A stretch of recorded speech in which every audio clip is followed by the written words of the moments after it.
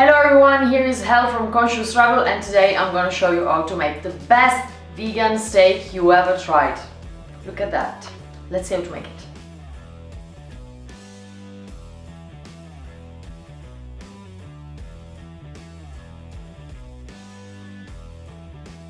Put a little pan with some water inside to boil, and when it's boiling, throw inside your lentils and let them cook for about 20 minutes. This is a passage that you can totally skip if you're using canned lentils.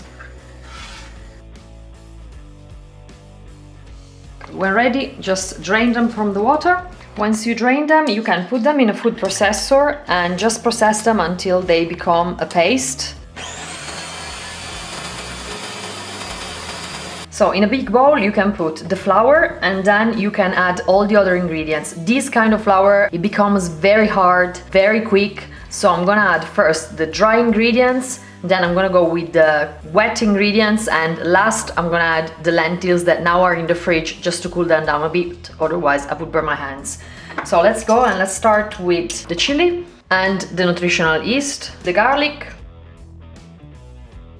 tomato paste, soy sauce, liquid smoke, water, and last the lentil paste. So once you have all the ingredients inside, just mix them all together. You can start with a spatula, a spoon, and then you can go on with your hands. They have to be very well mixed together, and you will get a very elastic dough. Just mix.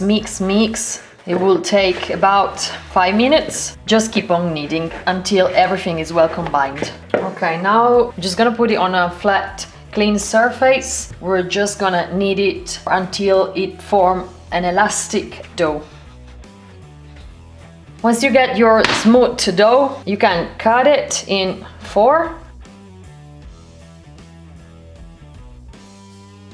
And you can start taking one piece, or with your hands or with a rolling pin. Actually, I'm gonna get the rolling pin. Okay, you can start to give a steak shape, or whatever kind of shape you like.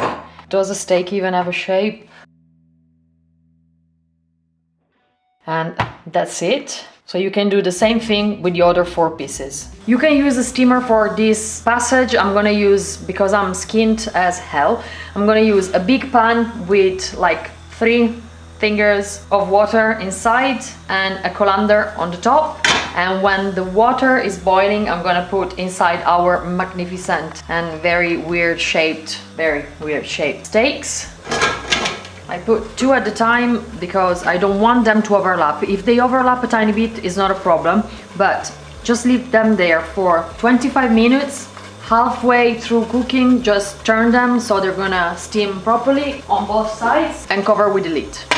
There we go. Now 25 minutes have passed, so we can just get the steak that now are actually cooked without breaking them, and I will put them on a cooling rack to cool, and I will cook the other 2. While we're waiting for the other steaks to cook, we can prepare the very simple marinade with water, extra virgin olive oil,